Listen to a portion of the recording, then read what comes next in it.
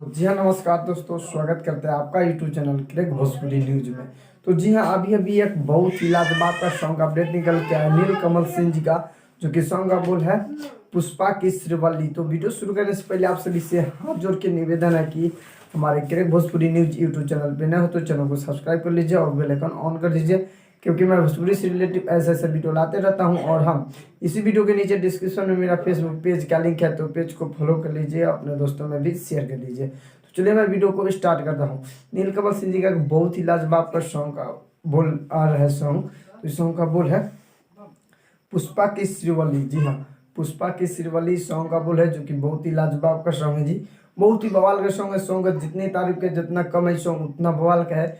तो आप लोग नीलकमल सिंह जी का फैंस है तो इस वीडियो को ज़्यादा से ज़्यादा शेयर कर दीजिए। इस सॉन्ग को लिखे हुए हैं आशुतोष तिवारी और इसमें म्यूजिक दी है आर्या शर्मा। जी हाँ, आर्या शर्मा जी सॉन्ग में म्यूजिक दिए हैं, आशुतोष तिवारी जी सॉन्ग को लिखे हुए हैं।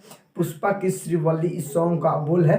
इस सॉन्ग 23 फरवरी के सुबह 7 बजे नीलकमल सिंह ऑफिशियल यूट्यूब चैनल पे आप सभी को फुल वीडियो सॉन्ग देखने को मिल जाएगा। तो जी हाँ, आप लोग देखना ना भूलिए। तो फाइनली वीडियो यहीं पर समाप्त करते हैं।